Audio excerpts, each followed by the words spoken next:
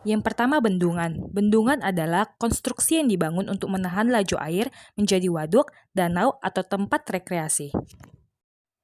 Keuntungan dari bendungan: 1. Penyimpanan air. Hal ini akan sangat berguna ketika musim kemarau melanda. Bendungan akan memastikan masyarakat tidak kekurangan air saat musim kemarau tiba akibat air tanah yang berkurang. Yang kedua, sebagai pengendalian banjir. Bendungan akan mengontrol air banjir sehingga tidak meluap secara berlebihan yang membahayakan masyarakat. Dengan adanya bendungan, air akan disimpan dan luapannya akan dibuang secara hati-hati. Yang ketiga, produksi listrik. Bendungan bisa dimanfaatkan sebagai produksi listrik dari tenaga air. Yang keempat, pengendalian puing. Bendungan terbukti menahan sedimentasi yang merusak.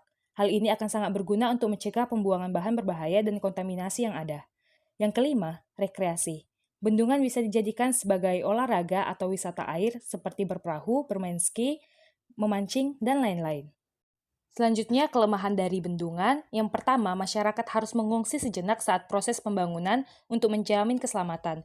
Namun hal ini memerlukan tempat atau lahan kosong untuk masyarakat tinggal sementara. Yang kedua, bendungan memiliki potensi pengeluaran gas rumah kaca yang tinggi yang akan berdampak pada lapisan ozon bumi. Yang ketiga, bendungan berpotensi mengganggu ekosistem yang ada. Hal ini juga akan merubah ekosistem yang ada di wilayah tersebut.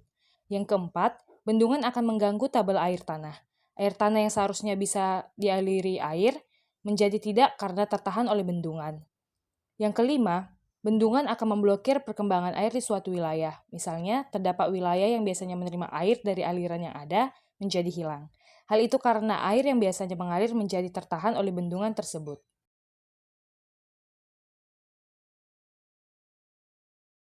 Yang kedua adalah irigasi. Irigasi adalah sistem pengairan ke lahan budidaya.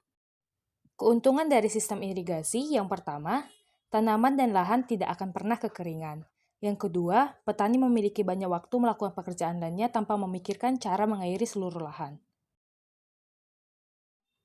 Kekurangan dari sistem irigasi yang pertama, pertumbuhan tanaman tidak terlalu baik karena akar yang terendam permanen tidak mendapat cahaya matahari yang cukup. Yang kedua, kawanan keong bersukaria memburu padi-padi dan menyebabkan pertumbuhan padi kurang baik. Yang ketiga, resiko tercemarnya air tanah karena terjadinya drainase dalam, di mana air irigasi permukaan tersebut mengalir melalui tanah dan bersatu dengan air tanah.